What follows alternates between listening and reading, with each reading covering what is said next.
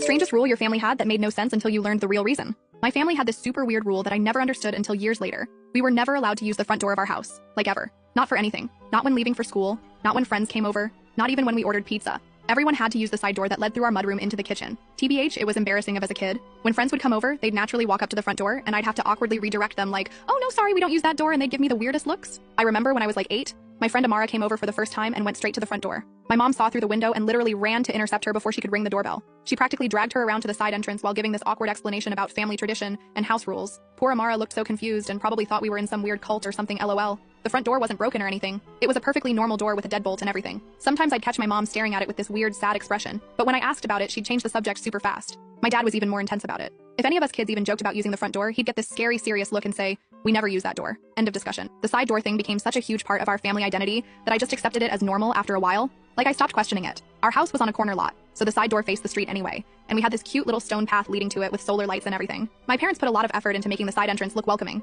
but I still couldn't help wondering about the front door. It was this big mystery in my life. When I turned 16, I had this huge party planned, and I was so stressed about explaining the door thing to all my new high school friends. I finally broke down and begged my parents to just tell me why, so I could have a better explanation than, "It's just our family rule." They looked at each other for a long time, having one of those silent parent conversations, but they still refused to explain. My brother Joshua thought it was because someone had died there. My sister Brianna was convinced our house used to be a drug den, and there were secret police cameras watching the front door. We came up with all these wild theories, but none of them seemed to fit. The real breaking point came when I was 18. My uncle Rylan came to visit with his new wife who none of us had met before. No one told her about the door rule. She arrived while we were all in the backyard having a BBQ and used the front door. The instant the doorbell rang, my mom dropped an entire plate of food and my dad knocked over the grill trying to get to the door. It was absolute chaos. By the time they reached the front door, my uncle's wife was already inside, looking completely bewildered at the mess in the backyard she could see through the window. My mom burst into tears and ran to her bedroom. My dad just stood there frozen, staring at the open front door like he was seeing a ghost. My uncle looked so confused and kept asking what was happening, but my dad just quietly closed the door and took everyone back outside. That night, I heard my parents fighting for the first time ever. My mom was crying and saying, "It's been almost 20 years, Frank. Maybe it's time to let it go."